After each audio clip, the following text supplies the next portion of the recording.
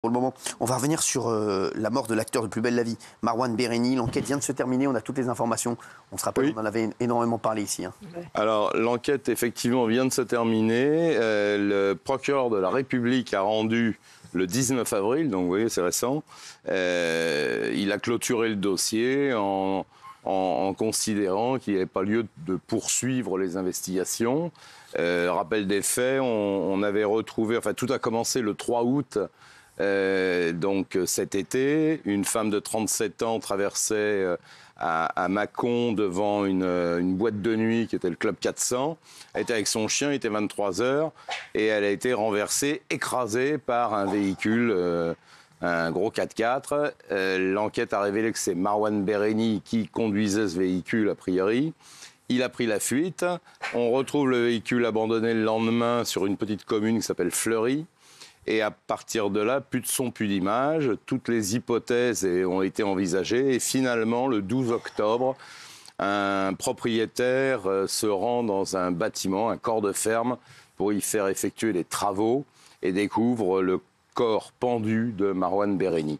Et à partir de là, évidemment, la police les gendarmes plutôt, ont fait de nombreuses investigations pour être sûr que ce n'était pas un crime maquillé en suicide. Et là, le parquet vient rendre son... c'est un crime, c'est pas un crime, pardon, c'est une mort naturelle, c'est un suicide, il s'est pendu tout seul, il n'y a pas de tiers dans cette histoire. Merci, donc c'est affaire malheureusement classée, cette affaire. Il emporte ses secrets. Parce qu'ils ont mis énormément de temps à retrouver le corps. Oui, parce qu'il était dans un bâtiment inhabité, inoccupé, et si le propriétaire n'était pas venu ce jour-là pour faire évaluer les travaux, pour faire un devis, peut-être qu'il y serait encore. Un surveillant de collège mis en examen pour viol sur mineur voit son contrôle judiciaire allégé et peut désormais retravailler avec des mineurs. C'est quoi cette histoire ? C'est encore une histoire incroyable. Oui. C'est des assistants d'éducation et ça se passe au lycée Jules Ferry à Wappy, en Moselle. Les faits remontent au mois d'avril. C'est des faits de viol et d'agression sexuelle.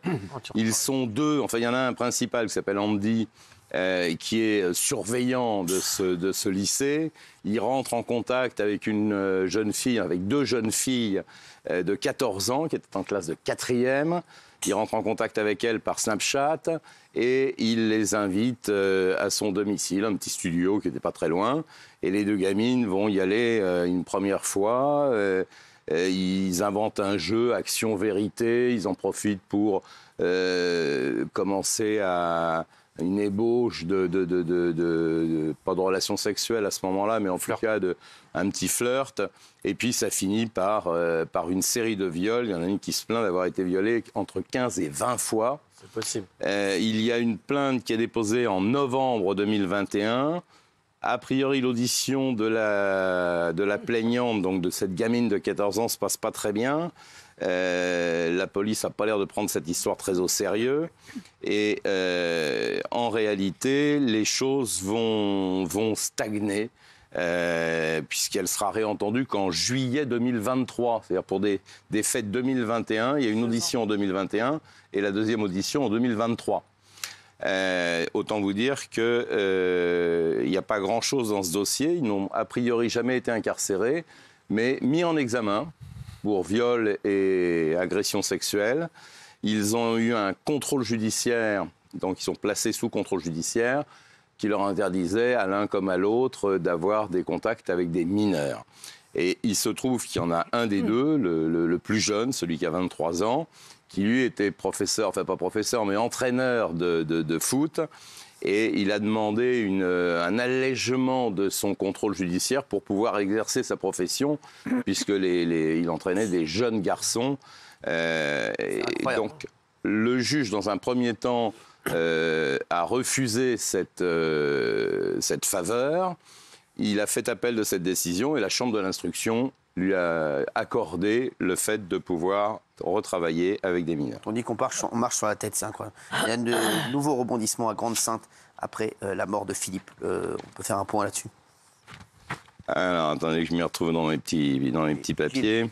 Alors, à Grande-Synthe, à Grande-Synthe vendredi soir. Oui. Il y a un jeune homme, un adolescent de 15 ans, qui est embarqué dans une voiture. Il se trouve que c'est le cousin d'un des deux mis en examen dans les deux affaires. Vous savez qu'il y a deux affaires distinctes. Il y a celle qui concerne Philippe Kopman, qui a été tué à coups de pied, à coups de poing dans la nuit du 15 au 16 avril. Et puis, 3 jours avant ou 2 jours avant, un autre homme dont on n'a pas l'identité, qui avait été sérieusement tabassé. La police a interpellé 2 adolescents, un de 14, un de 15 ans. Ils ont été mis en examen pour assassinat, ils ont été écroués. Et donc, vendredi soir, c'est le cousin d'un des deux qui a été enlevé, emmené dans un coin perdu, où il a été tabassé, ils lui ont cassé la mâchoire, cassé le fémur ou un os, en tout cas, je ne sais plus lequel. Ils l'ont dénudé et ils l'ont laissé comme ça, abandonné en pleine nature. Il a réussi à rentrer chez lui avec d'infinies difficultés, vous l'imaginez bien.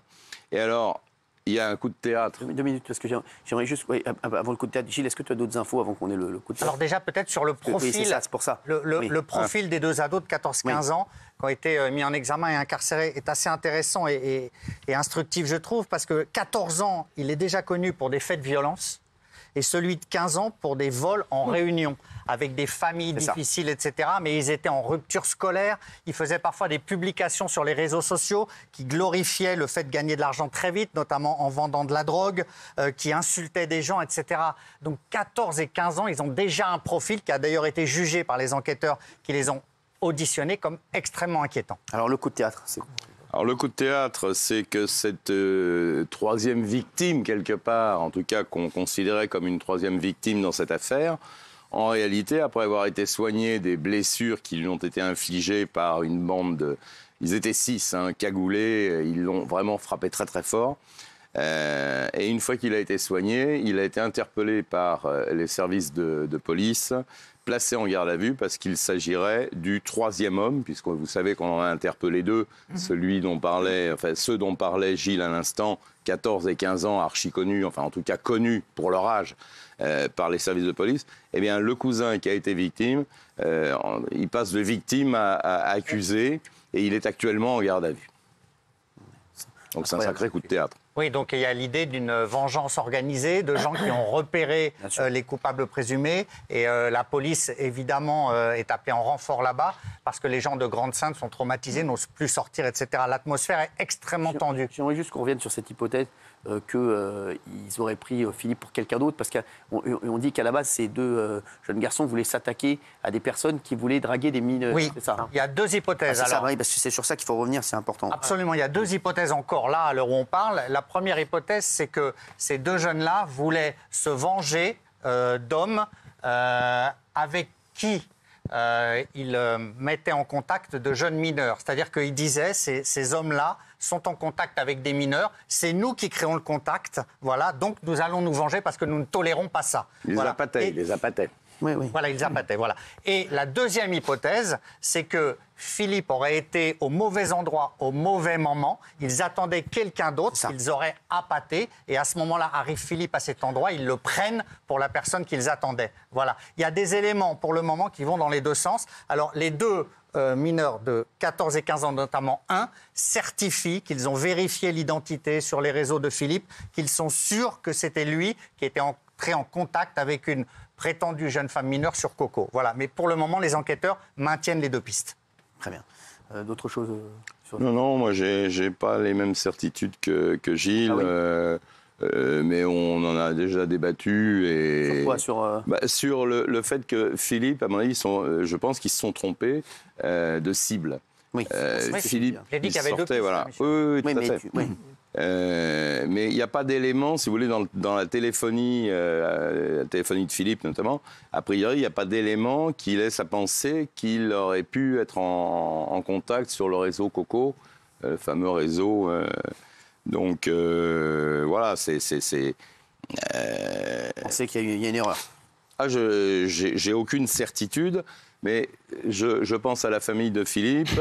S'il n'a rien à voir avec cette histoire de s'en prendre à une gamine de 15 ou 16 ans, Tant que ce ne sera pas clairement établi par un communiqué du procureur de la République, moi, je n'irai pas sur ce terrain.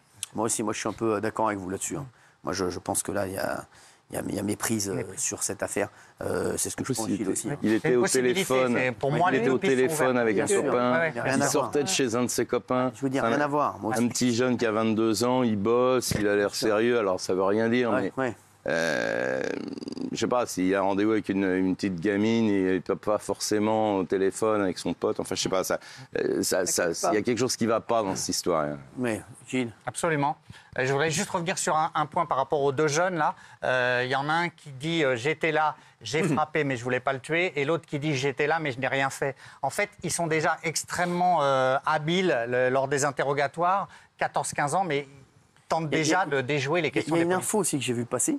Il y aura un mec qui a appelé pour dire qu'il pensait qu'il devait être à la place de Philippe. Vous n'en avez pas parlé de ça. Ça, c'est extrêmement quand même important ça, il y en dans a un qui est l'affaire. persuadé. C'est quand même un élément clé dans l'affaire. Oui, Qu'est-ce que c'est que cette affaire? Il y c'est aura un- quelqu'un qui aurait appelé pour dire, à mon avis, c'est moi qui le cherchais. C'est moi qui le cherchais. Ah oui, bah donc ça, il faut Ce qui en parler. Quand oui, même. absolument. C'est quand même, vous n'en parlez pas depuis tout à l'heure, c'est quand même l'élément le plus important de ce qui s'est passé ce week-end. Ce qui accrédite la thèse. Donc c'est quoi? Qu'est-ce qui s'est passé? Alors, un témoin Ah oui, c'est le plus important. est intervenu et a dit Oui. c'est moi qui le cherchais et miraculeusement j'ai renoncé à ce rendez-vous, donc ils ont cru que c'était moi au moment où ils ont massacré, tué Philippe. Ce qui accrédite va la thèse. dans le sens de la méprise. Oui, mais donc, Il va dans le sens de la méprise. Oui, mais Absolument. On Après, va parler de ça parce que c'est quand oui, même important. oui, vous avez raison. Après, les enquêteurs doivent vérifier les dires, les témoignages, etc. Donc ça Voilà. rejoint ce que vous disiez. Exactement. Ça va dans le sens d'une potentielle méprise. Ah oui. Ça va dans le sens de ce que je dis. Exactement. Oui, oui. Mais vous aviez, c'est ça, parce que c'est important cet élément. Bah oui, non, mais absolument. Mais moi, je pense depuis le début. Enfin, mais ça fait 3 fois qu'on en parle de cette On va affaire, en parler. parce qu'elle est pleine de rebondissements. Depuis le début, je pense qu'il y a une méprise. Je pense qu'ils se sont trompés de victimes. C'est des choses qui arrivent.